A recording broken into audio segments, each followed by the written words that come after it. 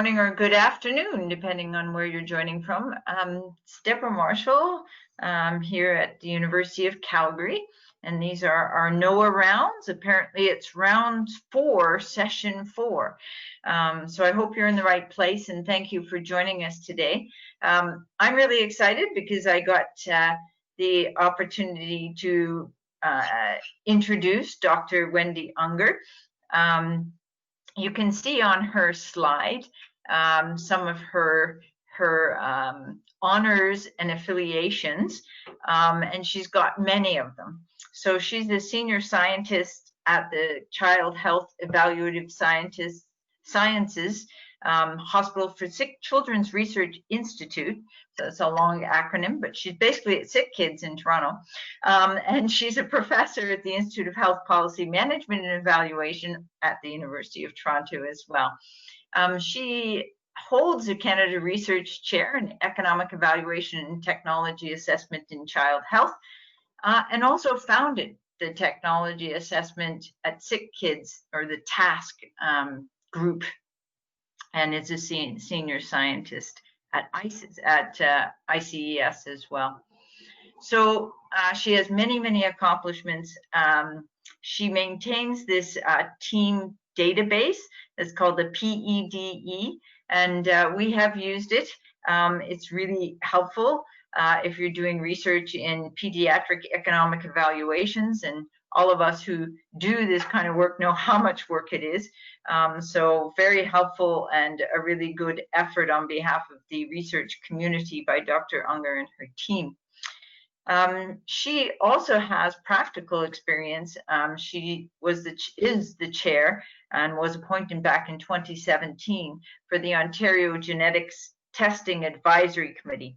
And they make recommendations around genetic testing. And also most recently, I'm very happy to congratulate Wendy, having been awarded the Dr. Jill Saunders Award of Excellence in Health Technology Assessment from the Canadian Agency for Drugs and Technologies in Health. Wow, a lot of words there. The other thing I want to mention is that she is also wrote the book, literally, on economic evaluation in child health. And if anyone is working in that area, I would recommend that you consult this book, because it's a really good resource. So with all of that long thing, I'll also just say welcome, Wendy. She's also a wonderful person. I've known Wendy for many years, and really happy to have her joining rounds today. And she's got a funky title, 23 and Not Just Me, incorporating family members in the HTA of genetic testing. And she's going to talk about the disconnect between the theoretical foundations of economic evaluation that espouse welfarist and extra welfarist principles and practice guidelines that are looking just at benefits to patients. So with that, I'm going to welcome Wendy and do a couple of housekeepings that Nicole said I had to make sure you were aware of. Participants are going to remain muted throughout the webinar.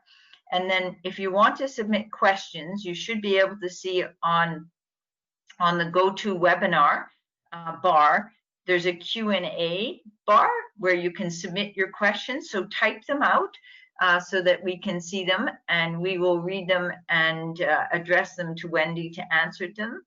And we'll do that in a facilitated way in the last 20 minutes of the session or so, depending on when Dr. Ungar is finished.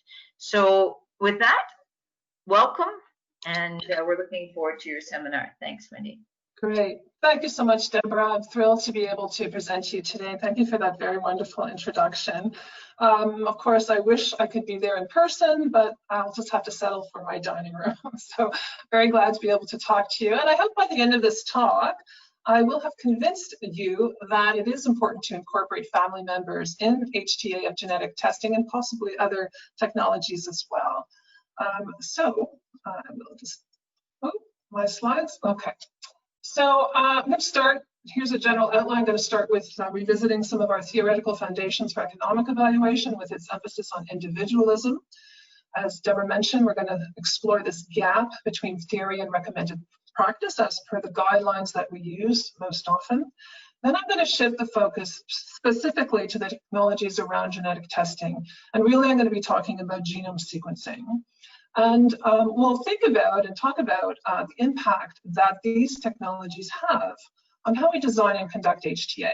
The two specific examples I'm going to share with you is the work we did in microcosting genome sequencing for cost-effectiveness analysis in autism. And the other patient population that I'm going to speak about are children with cardiomyopathy, where increasingly genome sequencing is proving fruitful to diagnose disease. And we're going to look at the cascade effects of that testing. And then finally, I'm going to end with a brief presentation on the idea of how to go forward and what our framework should look like. So returning to first principles, always a good place to start. Our fundamental healthcare decision problem. How do we make collective decisions about investing in healthcare such that we maximize social welfare, such that we improve the health of our overall population? To answer that fundamental question, we turn to two theoretical frameworks, welfarism and also extra welfarism. So very simple review for probably most of you listening. One slide, 4 basic principles of welfare economics, starting with the utility principle, which states that individuals will rationally maximize their welfare by ordering options and selecting the most preferred option. Individual sovereignty states that individuals are themselves the best, and some might say the only judges of what contributes to that welfare or to that utility and how much that contribution is. Consequentialism states that the utility is derived not simply by having the service or treatment or technology available, it's derived from actually consuming the service. So it's the consequences of having that technology available, the behavior, not just the processes. Finally, welfarism is the proposition that the goodness of any situation be judged solely on the basis of utility levels attained by individuals in that situation. Now, it's not a coincidence that I've bolded the word individual everywhere that it occurs, because it is a fundamental aspect to all of these principles of welfare economics. And when one looks at this theory, you see that individuals are not categorized into different types of consumers. All of them are members of society. So the ultimate goal remains to achieve a net welfare gain. Now, when we think about funding decisions or policy making, and when we think about generating health economic evidence to inform those decisions, we often go an extra mile. We turn towards extra welfarism, recognizing that welfarism just doesn't do it. We need something extra. So what is this idea of something extra?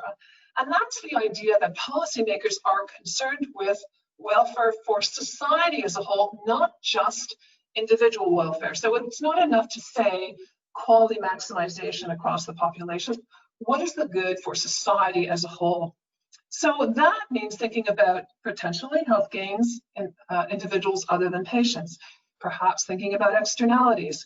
But most importantly, extra welfarism allows us to consider the distribution of health, wealth, resources, and other issues. So it's this thinking about the equity efficiency trade-off that if we adhere strictly to a quality maximization framework, there may be some losers in society. There'll be some winners and some losers. So if we introduce this new technology, if it's a very sophisticated technology, only certain segments of the population may actually have access to it.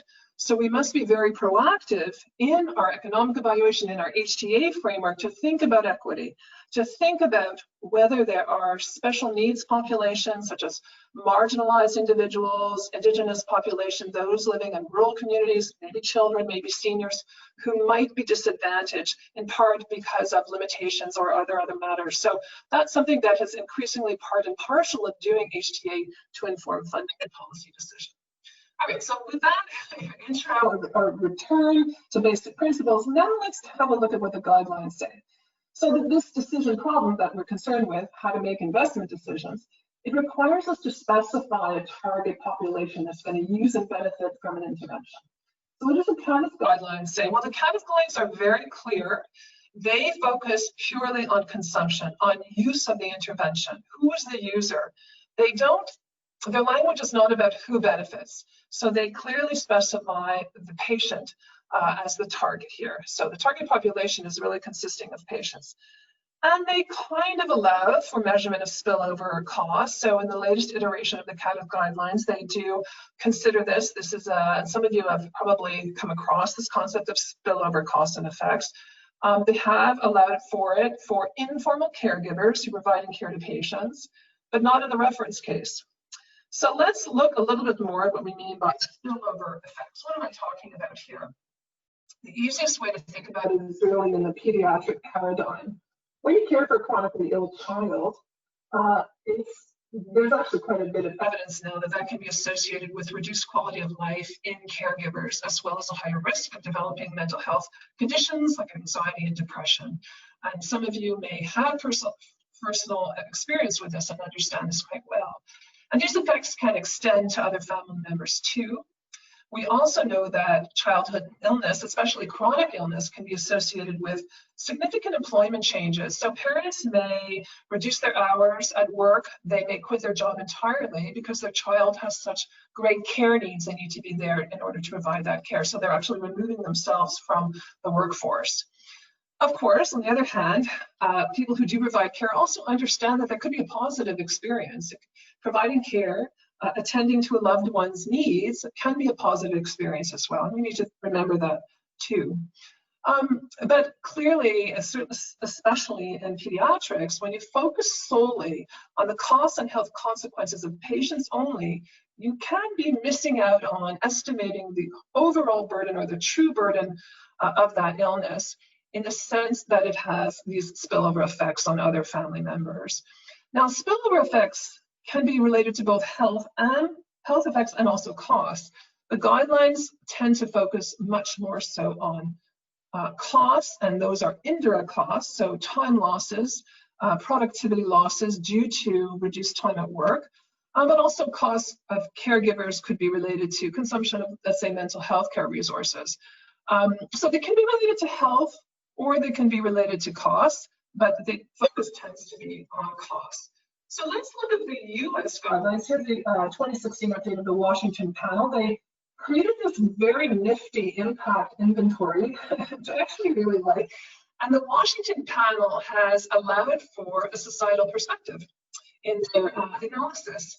They look at health services in the formal healthcare sector, in other words, the healthcare system. They also say, look at it in the informal healthcare sector. So these would be healthcare professionals, and these would be informal caregivers.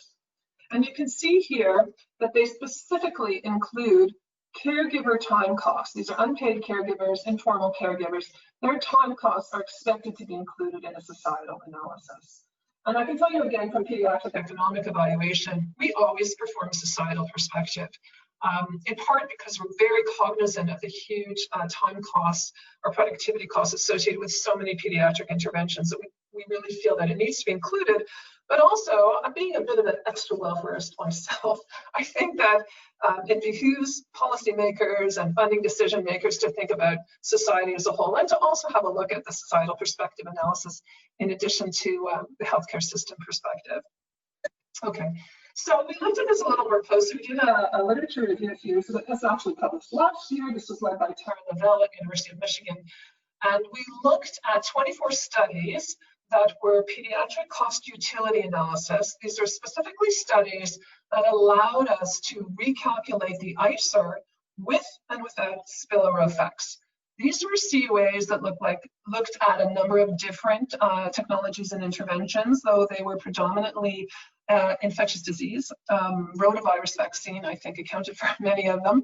And in child health, it often is a vaccination or that type of preventative technology that plays a huge part of many cost utility analyses. So there were 24 studies. Within the 24 studies, there were 43 ICERs. So what we did was we calculated them with and without the spillover effects. And you see that here are the ICERs on the y-axis. Here are all the different studies lined up. The red vertical bars indicate the ICER without spillover effects, and the blue with the spillover effects incorporated. Now, in most of these papers, the spillover effect was including productivity costs, time costs of parents. Rarely were health effects or utility increments or decrements included. It was really focusing on productivity costs. So these were studies that had a societal perspective. And and it was disaggregated enough for us to do this type of analysis. So here are all the studies lined up. Again, there were certainly a few where it didn't seem to make any difference. But then you start to see that, excuse me, for some of the studies, calculating the ICER with a spillover effect looked advantageous. It actually reduced the incremental cost per quality. In some cases, pushing it down below the 50,000 per quality threshold.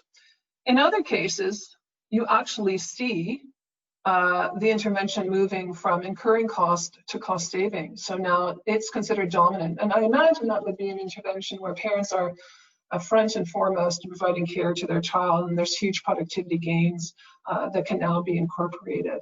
So yes, there's a wide range of results, but for the most part, the majority of studies, the ICER was reduced when spillover effects were included. Okay, so going from there, I like to think about things conceptually. So what do? I ask my PhD student, Ramesh, to come up with a conceptual framework, which he did, and he's making this part of his PhD thesis. Quite simply, how do we understand this? Starting with a conceptual framework, then we can go to moving to incorporating this in some kind of economic evaluation guideline. So here's the child at the center. We're concerned with their health and well-being. The family effect suggests that there is some type of caregiving effect that can be quantified. And in its simplest form, we could measure and quantify those spillover effects in terms of health effects and in terms of costs. So the health effects, of course, are decrements in quality of life, usually mental health effects as well, maybe perhaps not so much physical, but although it could be.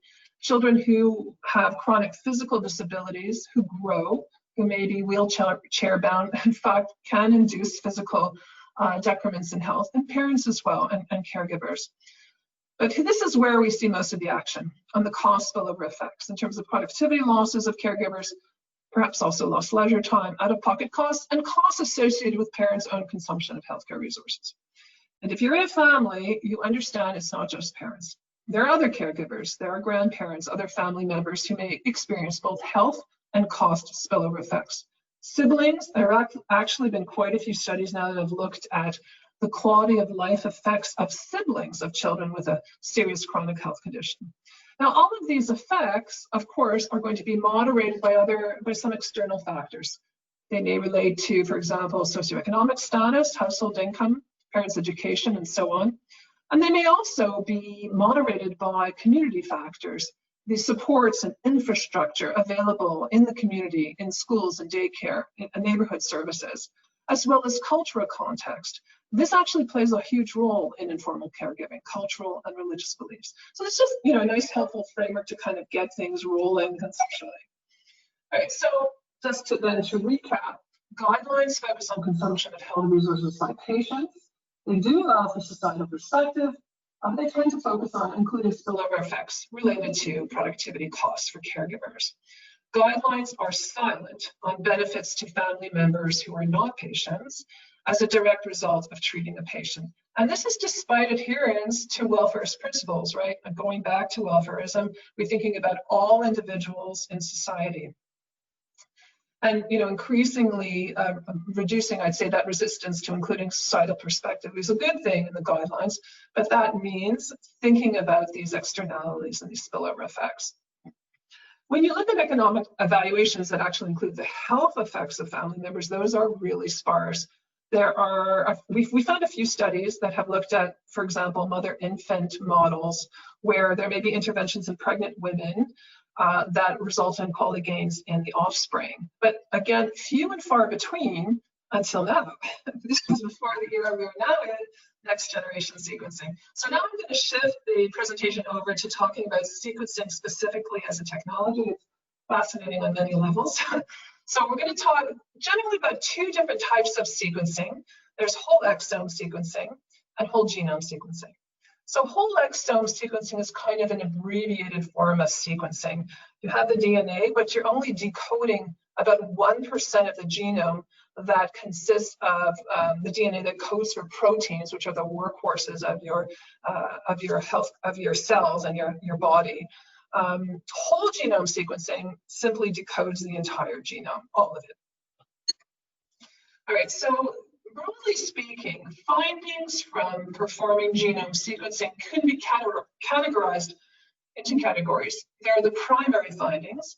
So these would be a result of a targeted search for variants, for mutations that are known to be related to the reason for testing, the indication for testing. So let's say a child has neurodevelopmental delay, they present for genome sequencing, there could be a list of literally 100 possibly pathogenic variants that account for that child's condition, and that list is the primary target list. Now, which variants are on that target list and the length of the list will vary by indication. For other more organ-based diseases, the target list could be much smaller. So those are the primary findings, always related to the reason for testing. Secondary findings, they used to be called incidental, which is really something else now, but secondary findings are also actively searched for, and we usually refer to the ACMG list. This is the American College of Medical Genetics and Genomics. They have published a list of 59 variants to look for whenever you do genome sequencing. Now, what's so important about these variants? They're medically actionable. So even though they're completely unrelated to the reason for testing, if you find these variants, you can actually intervene and do something and prevent some type of morbidity downstream. So these would be genes like the BRCA1 or 2 mutation, which has an extremely high risk of breast cancer and uterine cancer, Lynch syndrome, and several cardiomyopathies as well. So there are certain conditions, if you have that pathogenic mutation, there's an extremely high risk that you will develop disease. So why not look for them if you're going to be doing genome sequencing? So that's the idea behind secondary variants. So again, like fascinating technology, whole genome sequencing. There's so many different applications to it, that really are different from the way we used to think about genetic testing.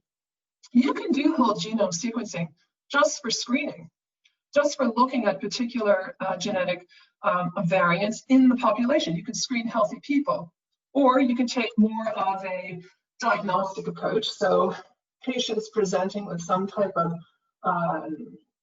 phenotype or some symptoms, you would perform the whole genome sequencing in order to look for those primary pathogenic variants. So it's diagnostic. It's looking for molecular diagnosis. Now, you can also do whole genome sequencing in individuals who've already had a clinical diagnosis, but having a better understanding of the genetic underpinning of the disease can give you a sense of risk down the road. So now the test is more prognostic. So far we've seen whole genome sequencing to be screening, it could be diagnostic, it could be prognostic. And I would say the search for secondary variants is definitely a screening application, whether it's in healthy individuals or in patients.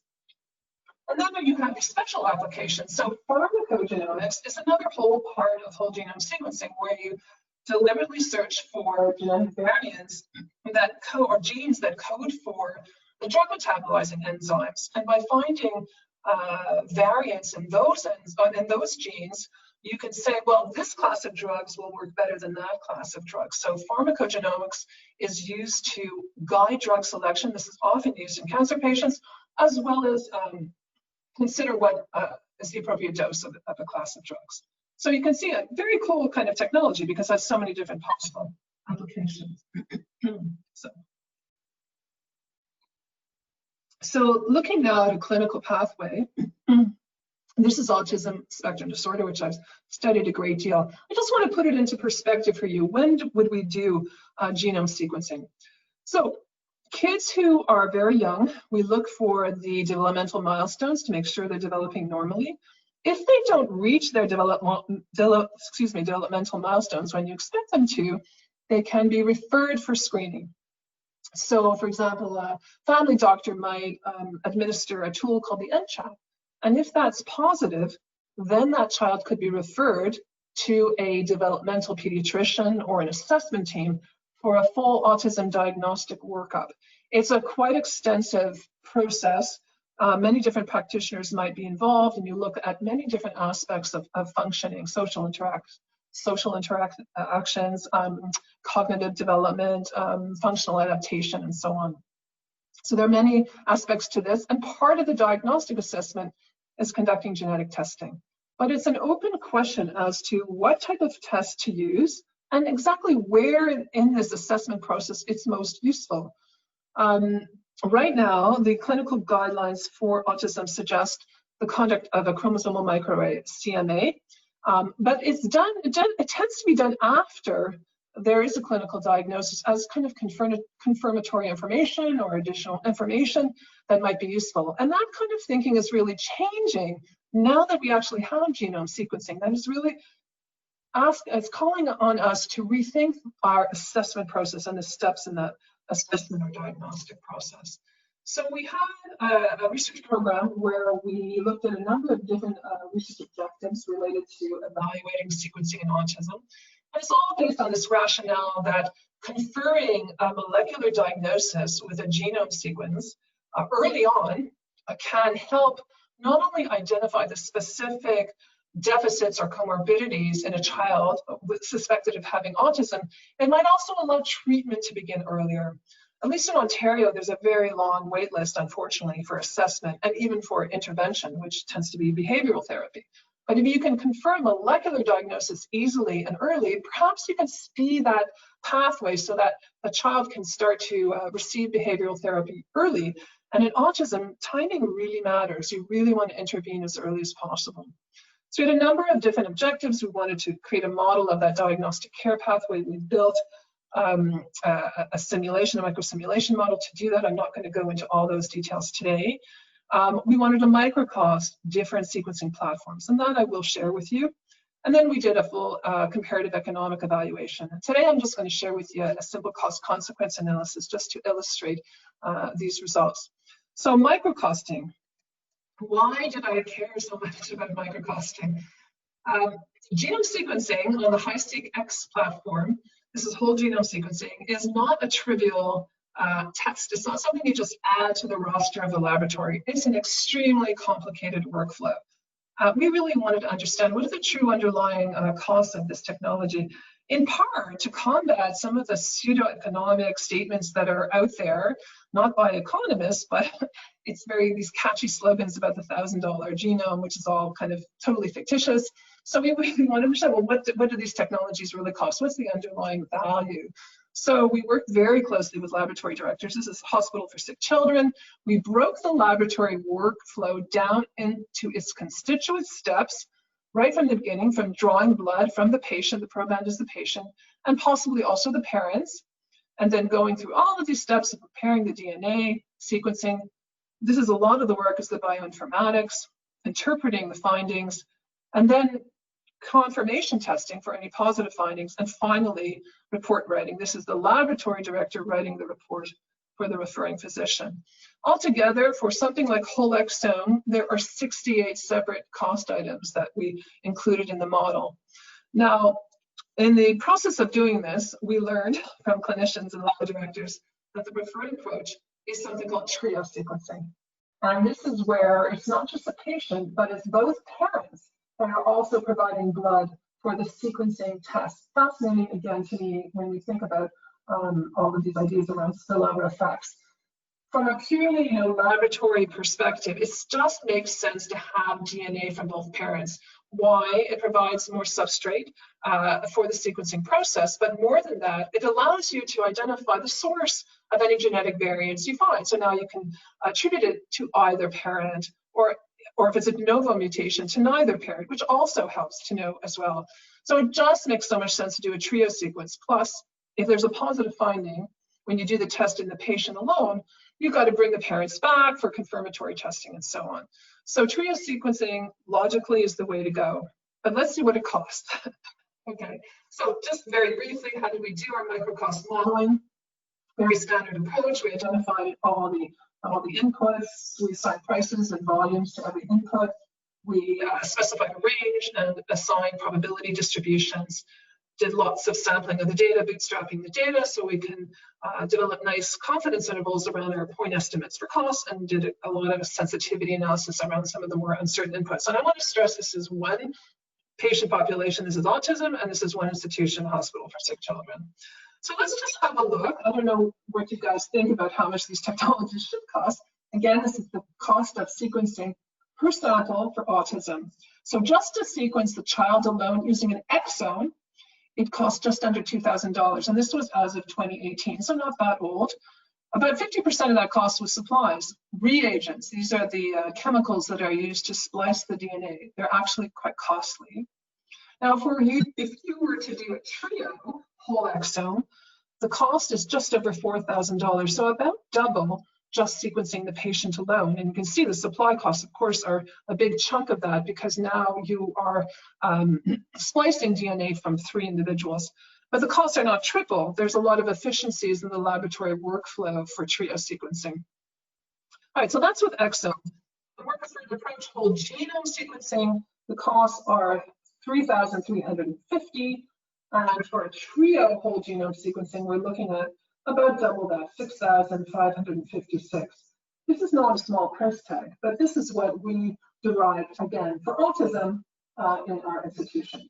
And we, in calculating these costs, we tried to emulate a clinical practice as much as possible. Some of the work is done in a research lab, but we, at every step in the way, we tried to estimate what would this actually cost in a accredited clinical pathology laboratory. So now that we have the cost for these different technologies, we thought, well, let's do some, some fun cost-consequence analysis. We have the cost. We can also determine what effectiveness might be. So here's your kind of basic cost-consequence table. The measure of effectiveness I'm showing you here is something called diagnostic yield. What's that? Well, diagnostic yield is simply the proportion of positive findings in the population that's referred. So the percent of people who have a pathogenic result among the people that are referred for testing. And the standard approach, the CMAs, the chromosomal microarray, the diagnostic yield's only about 8%. We're not talking about high numbers here, they're actually quite low. And often an individual may actually present a phenotype or symptoms, and the variants are all negative. Perhaps you don't know the variants that are pathogenic yet. We're still learning about that as well. So simply asked, if we were to replace a microarray with something like an exome sequence just in the patient, what would that give us in this very simple value for money calculation? The incremental cost, the difference in cost between these technologies, is about $1,100. And one can expect that the diagnostic yield would increase by about 10%. That is actually quite accurate in terms of the knowledge we have about the diagnostic yield of exome and microarray. So that incremental ratio, so about $11,500 to find one more autism patient with a pathogenic variant. Whole genome sequencing, if we were to use that to replace microarray, this is a more costly technology. The incremental cost is more than double. However, with whole genome sequencing, by sequencing the entire genome, it's reasonable to expect that the increase in diagnostic yield will actually be closer to 20% improvement in this measure of effectiveness. So what happens is the incremental ratio here is similar to this incremental ratio, even though the technology is more expensive. Again, it's a value for money framework. Now, if we went with a trio whole genome sequence, this is the Cadillac approach that clinicians and lab managers really like, much higher incremental cost. And again, we don't expect the diagnostic yield to improve much more than 20%. This is a high ratio, 28,600 to find one more patient with autism for a pathogenic variant. So again, I think you, as an audience, you guys are very familiar with this idea of the marginal cost, but when I present this to clinical audiences, I'm trying to make them understand that it's not the price tag that matters, it's really this marginal cost, right? The incremental cost effectiveness. So just to sum up our key trio microcosting findings, that the workflow and the cost can vary by patient population, by indication.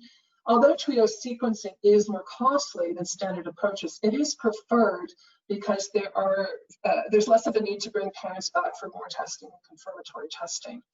And now that we have so many different genetic tests available, we still have microarray, we still have single gene and panel tests. How do we use all of these different testing technologies in a way that's optimal? That's really, I think, the question here. What is the optimal placement of something like genome sequencing in this array of diagnostic workout or molecular testing? So the tests don't serve as perfect substitutes. It's a question of putting a serial testing strategy together. And the way things are moving, at least in this patient population, is these kids are still going to get a microarray. And it's only the kids who get a negative microarray then would then go on for exome or genome sequencing, which is more costly and also has a much slower turnaround time, at least today in Ontario. But things are changing, and they're changing very rapidly. There's so much basic science going on out there that's teaching us a lot more about the relationship between phenotype, this presenting symptoms, and the variants that explain those symptoms, this genotype-phenotype relationship. As we learn more about suspected pathogenic variants, and there's over 100 now for autism, that's only going to increase the clinical utility of doing genome sequencing and increase its value for money. But again, you know, the longer the list, the higher the probability of returning some result, whether it's primary or secondary findings. Now, with that longer list of primary and secondary targets, that can trigger a lot of cascade testing. In other words, you have a positive finding, now you want to test other family members, particularly if it wasn't a trio sequence to begin with. You must test the parents, you may test siblings, you may test individuals. So suddenly you have this cascade effect as a result of having that sequence. Yes, okay, so trio sequencing and a longer list of reportable primary and secondary variants can lead to more testing. But of course, the whole idea is that you can also avert adverse outcomes in those individuals, right? So if there's a positive finding in a parent, for example, now you can intervene and hopefully totally avert some negative sequelae and improve that individual's life expectancy, improve qualities. That's what we're not able to do right now with the economic models that we have. So how do we get there? Moving toward full economic evaluation. Now I'm going to shift towards a different patient population, the pediatric cardiomyopathy population. This is another population that is really ripe for genome sequencing.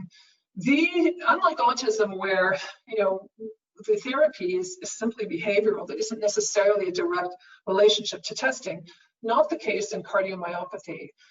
With particular pathogenic variants, with a detection, you can actually intervene. So cardiomyopathy is quite serious in children. It can lead to sudden cardiac death, and I'm sure you've all heard some very horrific stories about children dropping dead on soccer fields, hockey rinks. They have undiagnosed cardiomyopathy. So if you can detect this early, you can intervene. For example, you can surgically implant a cardio defibrillator that can prevent sudden cardiac death. So quite important to identify. So children who might be showing some signs of this or who may be suspected to have cardiomyopathy will go for precision medicine diagnostic testing, either in the child or a trio. If the results are positive, or even if they're inconclusive, it's going to trigger cascade testing, cascade confirmatory testing. So now we know which variants look like they may be a possibility. We're just going to do single gene tests, confirmatory testing in parents and maybe even in siblings as well. Now we know what to look for. If the confirmatory testing is positive, now we're going to screen. So we're going to look for symptoms, undiagnosed symptoms. So it might be, they may not actually, perhaps symptoms isn't the right word, they may be asymptomatic, but they may have an irregular echocardiogram, or they may, we may be able to detect aberrant cardiac rhythms on Holter monitoring. So screening is yet another form of healthcare services that individuals might undergo, all as a direct result of having had a positive or inconclusive genome sequencing. Now, if these are positive, if the screens are positive, now these individuals are referred to cardiologists and they're going to be monitored and closely followed. So this is how medicine is practiced with pediatric cardiologists today. They routinely do cascade testing and screening. So that begs the question, are cascade health services and family members even considered spillover effects? So, my answer is no, not if they're part of the target population. And from the clinical perspective, they are part of the target population because it's the family. When you think about genetics, the whole family is linked together, and they tend to be the target beneficiaries of interventions. So this is another conceptual framework slide that I asked another student of mine to build, and this is coming from Alex Cernat, my master's student who recently graduated, to show that the direction of cascade testing can go in different directions. Also common is to have a symptomatic, clinically diagnosed adult with a cardiac condition, and their children will be screened. Their children may be completely asymptomatic, but they will be screened. The scenario that I've been talking about so far is where a child has cardiomyopathy, and that's causing screening in or testing in first-degree relatives, and even possibly second-degree relatives. So, but it can go in either direction. And ultimately, what you want to do with this screening and testing is to understand the genetic basis of disease. What is the specific type of cardiomyopathy, the specific pathogenic variant, age of diagnosis, age of onset. You want to have a good sense of the care consequences for these individuals. And it may be the case that you can rule things out as well. So if particular pathogenic variants are negative, you can actually stop some cardiac screening and surveillance as well. So I want to provide that side of the coin too. But more importantly is initiating a prophylactic treatment, medication, or having surgical procedures to help avert any kind of morbidity. And sometimes it's just a matter of lifestyle modifications. And we want to be able to quantify what those consequences are, what are the potential negative health outcomes that we might avert, what might be the quality gains, quality of life improvements. So it's just a way of thinking about how to extend our economic evaluation a little bit more. Okay, just kind of sum up a little bit. We're not doing this today. We're really not incorporating cascade costs and health effects of primary and secondary findings into economic models. It's daunting, it's complex, but I don't think it's impossible. So when you break it down, think about it, well, we have growing catalogs, huge catalogs really, of utilities assigned to health states for many, many, many different conditions. Or we might even collect them prospectively, but increasingly these catalogs are becoming more and more reliable go-to sources. And in fact, Deborah mentioned my P database, where I provide utility weights for, I think, over 700 different pediatric health states, all based on the published literature. But with genomics and with diagnostics, it's not always a question of a health state. It's a question of a state that is characterized by a level of risk.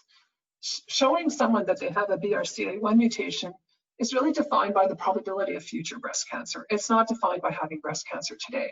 So that's what we need, right? As the utilities for states defined by level of risk. We also need to be able to think about lifetime models.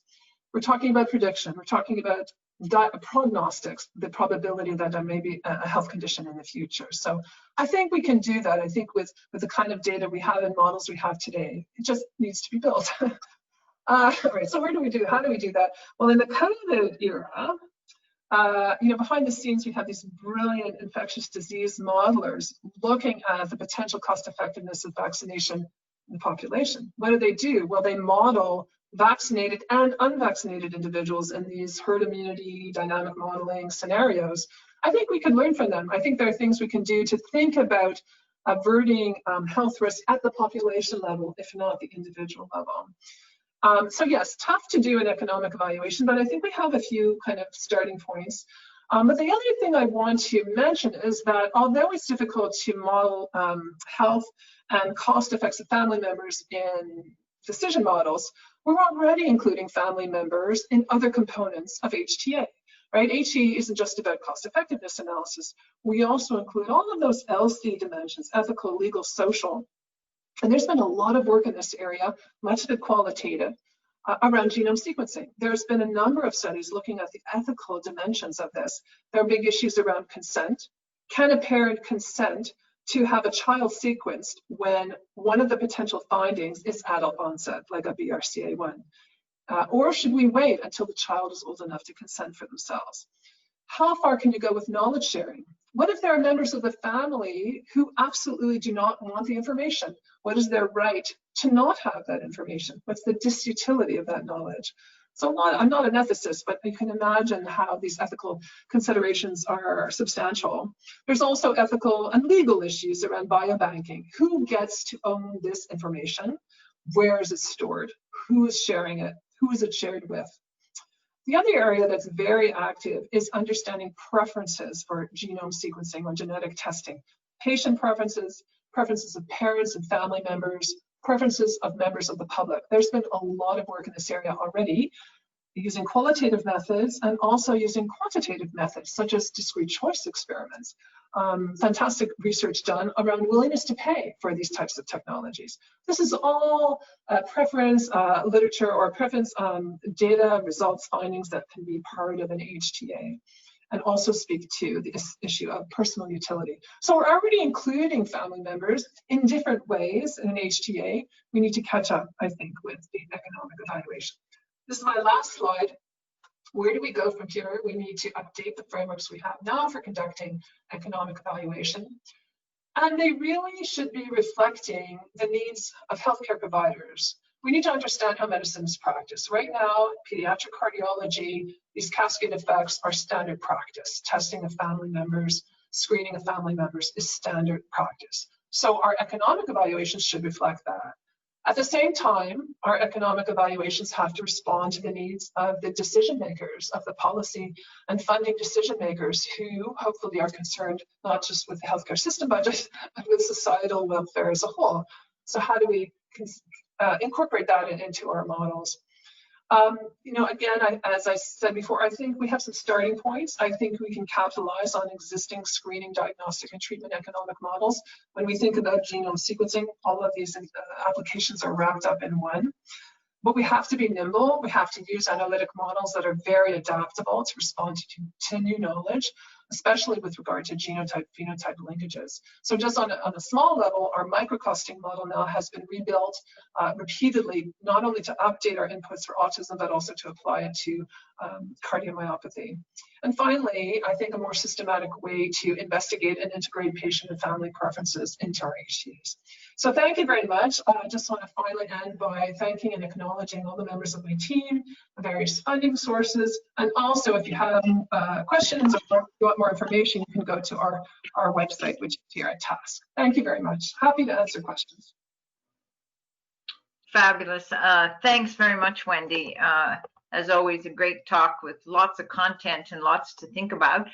I just want to remind people, so the way that this works is if you can type any questions you have, I'm able to see those as the moderator, and we'll raise them and bring them forward to Wendy to answer. And in the meantime, I'll take the chairman's prerogative, if I may. And Wendy, you had a lot of content in your presentation here, and I wanted to go back to the first part of it for a little bit, if we could. And I know you chair the Ontario Genetic Testing Advisory Committee. You talked quite a bit about the idea of having a broader perspective and framework for health technology assessment that includes spillover effects. And well, I think this kind of been on the agenda for a fairly long time, right? Where, you know, should this be included, shouldn't be. But bottom line, as you say, the current guidelines that came out not too long ago still said reference cases without the societal perspective. So I wonder if you could comment, and because you're sitting on some of those committees as well, comment on the resistance to this viewpoint, and what is it that makes us always, I guess, think about the reference case as being the payer perspective? Yeah, thank you. Yeah, I mean, of course, ministries of health are concerned with their budgets and, you know, what they have to pay for. And I don't disagree with doing an economic evaluation from a healthcare system perspective, a public healthcare system perspective, because that's the budget that they have to allocate. And also another part of the HTA, which I did mention, of course, is the budget impact analysis. So it does create challenges if your budget impact analysis is from a healthcare system perspective, a healthcare budget, and your economic evaluation is not. So of course, I concede that healthcare system perspective is absolutely essential. However, at least in Ontario, I convince people about the importance of a societal perspective. I think the US guidelines helps too, because it doesn't suggest that the reference case should only be healthcare system. Societal is considered a valid perspective as well. And there's no reason why you can't present both. So at least in Ontario, both OTAC, I sit on OTAC, which is the advisory committee or the funding decision-making committee for non-drug technologies. And then I chair OGAC, which is a special subcommittee of OTAC, which only looks at genetic testing technologies. And all of the HTAs that are done to inform those funding decisions will include a societal perspective in addition to a healthcare system perspective as a secondary analysis. I think I managed to convince people, because when they do include a societal perspective, and in the realm of genetic testing, so often the target population is children. So we know there's going to be potentially productivity costs if the model allows for, long-term effects. And just by looking at the analyses, you can see that it matters, to be able to incorporate some of these spillover effects. So at least in Ontario, I think they've been pretty good and flexible. We have a really nice team at the Ministry of Health that actually their own HTA team that they work on assembling these HTAs. They tend to routinely include a societal perspective as a secondary analysis. And honestly, for the people sitting around the table, lay people, clinicians, lab directors, medical geneticists, they're not so much concerned about the nuances of the guideline requirements. They're interested in a societal perspective too. So, so far, I think we can afford to do it. I think, again, with COVID, I'm so aware about the future increasing pressure on our healthcare system budgets. That's going to be down the road. So how much we'll be able to allow ministries of health to examine a societal perspective and consider it seriously, we don't know how things might change in the future. But for now, I'm actually encouraged by what's happening in Ontario. Thank you, Wendy. Let me bring forward a question from the audience, from Kyle Riley at IHE. In terms of a decision rule, we're currently looking at 50,000 as maximum acceptable price for quality gained, but this only takes the health system costs and patient benefits into account. In using a welfarist approach, what are your views on an appropriate threshold? Yeah, that's a great question. There's so much to say about thresholds. So, the systematic review that I did showed you how if you include productivity costs in a perspective analysis, you can make your ICER appear more attractive. So the incremental cost will go down. How much do we pay attention to these thresholds? I was recently approached by the team at Health Quality Ontario about whether the threshold should be modified. I have to say that I don't think they adhere strictly to the threshold. It's more used as kind of a guidepost. And I was surprised by my answer to them. I said, rather than create some very sophisticated inflation-adjusted recalculation of what the threshold, or let's say the shadow price of equality should be, because that's what the threshold is supposed to represent. I said, we've made all these funding decisions already with kind of this idea in our head about a 50,000 per quality threshold. Even if it doesn't represent the shadow price, if you move the goalpost, it's actually harder to consider funding decisions when the historical ones were made with that threshold. So even if it's not the shadow price, it's actually useful to have that there.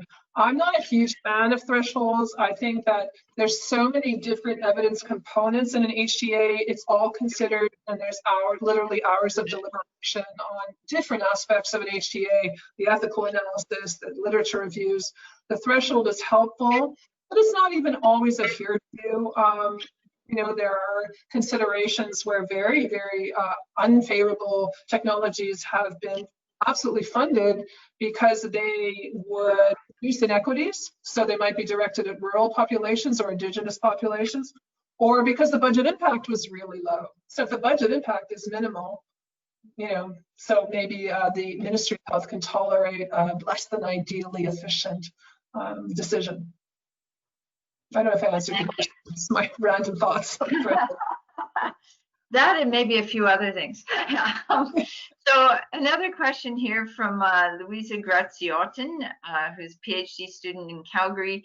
She says, thank you for your presentation. Can you comment on different questionnaires that are used to measure the health utilities of caregivers?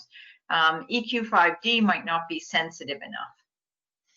Yeah, I wouldn't necessarily deviate too far from what we have already. We're talking about utility and disutility. So if caregivers have a quality of life change because they're stressed out, exhausted, providing care to an individual, I think what we have already might be good enough.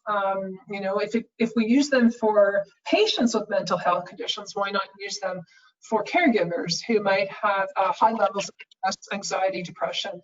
So yeah, EQ5D, HUI. Now, I will say, I'm not necessarily endorsing it, but there are people that are looking at deriving utility weights specifically for caregiver questionnaires. And so you might be knowledgeable about the work by Werner Brouwer at Erasmus in the Netherlands. He developed a questionnaire called the Carer Qual. It's a very simple questionnaire. It's a 7-point scale, but it also has a VAS, a visual analog scale at the bottom. And he is actually doing some work to derive utility weights that are reflective of the disutility of caregiving. It's not the quality of life effects, it's all of the attributes that are specifically related to providing care. So that's something you might want to look at and have another understanding of that. Great, thank you very much. And in fact, we are using that instrument in addition to EQ5D in our You Can Do studies in juvenile arthritis. I think we have time for one more brief question, so I'll again take the prerogative here with no other questions in the box. So to follow up on my first question, what would be the consequence? So if we were to switch and do societal analyses, you showed that nice graph where you recalculated from the different perspectives, but what would be the consequences, do you think, in terms of redistribution of resources with respect to a broad range of populations and diseases if you applied that and then rethought or remade all your decisions? Who would benefit and who wouldn't benefit if we redid it that way in terms of populations and disease groups? Wow, yeah.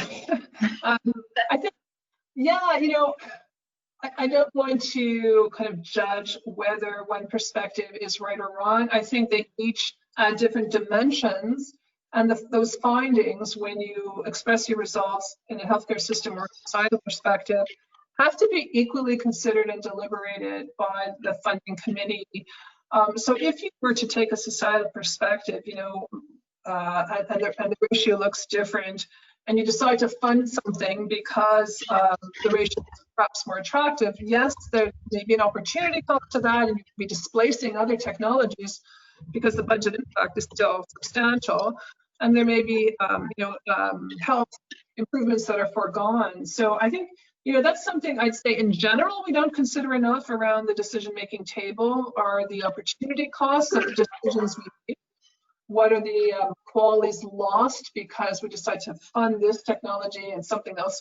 We don't know what that mystery thing is that gets taken off the table, but something's getting cut. That's one of the problems, I think, with the way we make funding decisions. That's, you know, it's a really good question. So if we take a societal versus a healthcare system perspective, are the qualities foregone different? And as you say, you know, who might be winning and who losing? To be completely honest with you, I think, you know, around the deliberations I've been part of, they're not really sophisticated enough to think in terms of lost qualities and this idea of opportunity costs. And I think that's one of the weaknesses. I think we can do a much better job of trying to get people to think of it, and not just members of the committee, but even members of the public that who are, you know, clamoring to pay for genome sequencing, to think that there's an opportunity cost to this. Something will be cut, and how will that loss be distributed in the population? So I did not answer your question, but I agree that it's an important one and perhaps something we need to do a better job with. Yeah, it is a challenge for sure. I know we're just at the top of the hour here, but somebody, colleague Jennifer Zwicker, sent in a question just at 11:58 when you started answering that one. Do you think you can do a really brief answer on some of the challenges in modeling long-term outcomes in childhood chronic disease and disability populations? Yeah, not for the faint of heart. Not an easy thing to do. I'll give you one example. So I've worked in juvenile idiopathic arthritis. So this is a pediatric condition which converts to an adult condition. There are really good economic models for the pediatric condition and great ones for the adult condition. So I think the way to go, the way to answer this, how to build good, reliable, accurate lifetime models, is where we link together many models of different periods of time. So here's your pediatric model, here's your adult model. It doesn't necessarily all have to be in one model, but I think if it can reliably model consistent age groups and then link the results together, that might be one way to go. Because even in pediatrics, I mean, it's not, let's say you have a Markov model, it's not just the health states that change, the developmental stages of that child change. So your costs and consequences will differ not just by health state, but by age. So you almost need a model for separate age groups as well. I'm very trigger shy when it comes to long-term modeling because I feel there's so much uncertainty, but I do see there are ways to do it when you have a good, reliable models. They're self-contained for different age groups and then linking the results together. Great, thank you very much, and thank you for the questions. So please all join me virtually in thanking Dr. Ungar. We would hear roars of applause if you could hear people.